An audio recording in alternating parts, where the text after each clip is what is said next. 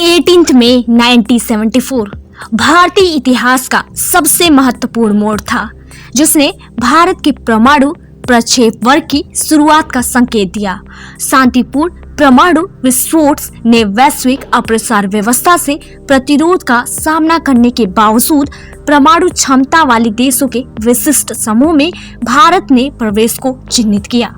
Pokhran first प्रशिक्षण ने भारत को प्रौद्योगिकी अस्वीकृति शासन दिया, जिसने भारत को तकनीकी चुनौतियों, प्रतिबंधों और अपने दम पर परमाणु विकल्प जुटाने के लिए भारी लागतों से जूझना पड़ा था।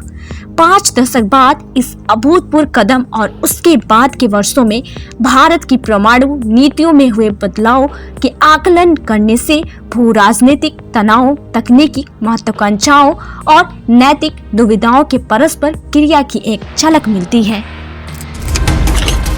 At 15:45 hours, India conducted 2 underground tests in the Pokhran range. Just last week, India conducted a series of nuclear 1960 के दशक में जब परमाणु अप्रसार संधि NPT ने आकार लिया, तो भारत ने मूल रूप से उस व्यवस्था में शामिल होने का विरोध किया, जिसे वह एक भेदभावपूर्ण व्यवस्था मानता था, जो भारत से उसके परमाणु विकल्पों को तलाशने के अधिकार को छीन लेती थी।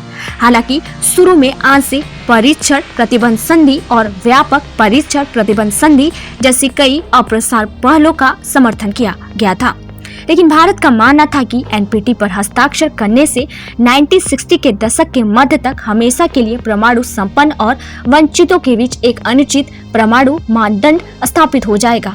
भारत के भीतर परमाणु हथियारों के सवाल पर विचारों में भिन्नता उभर रही थी।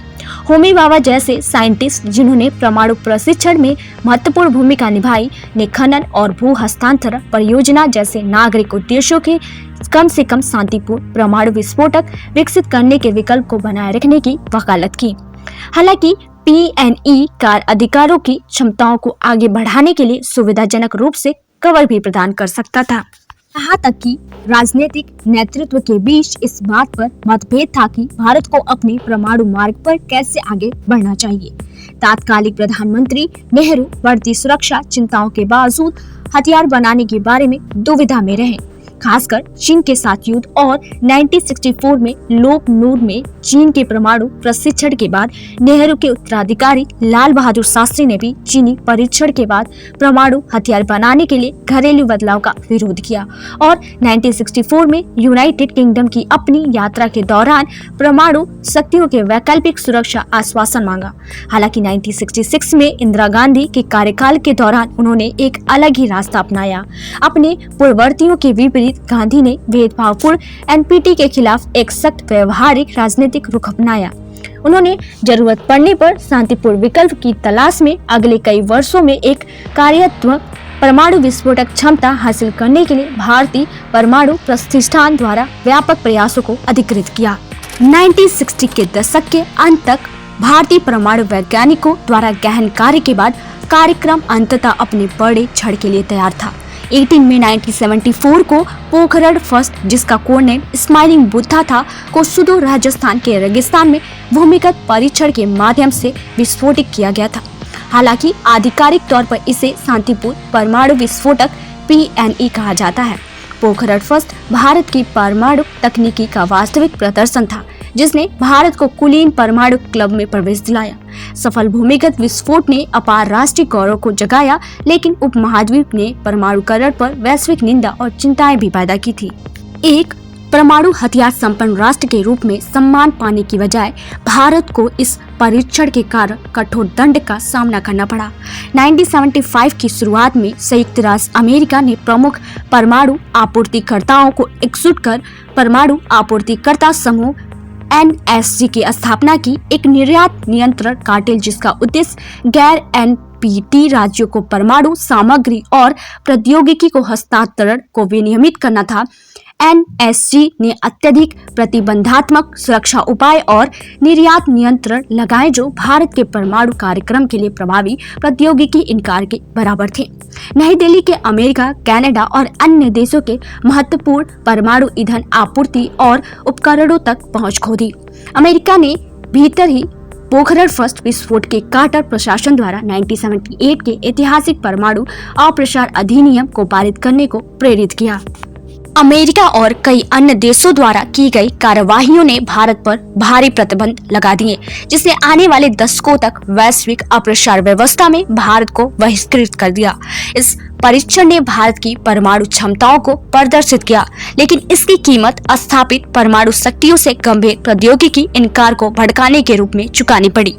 नई दिल्ली के शांतिपूर्ण परमाणु विकल्प की भारी आर्थिक और राजनीतिक कीमत चुकानी पड़ी और एक ऐसा अलगाव जो 1998 में और परमाणु परीक्षणों के बाद ही दूर हुआ था।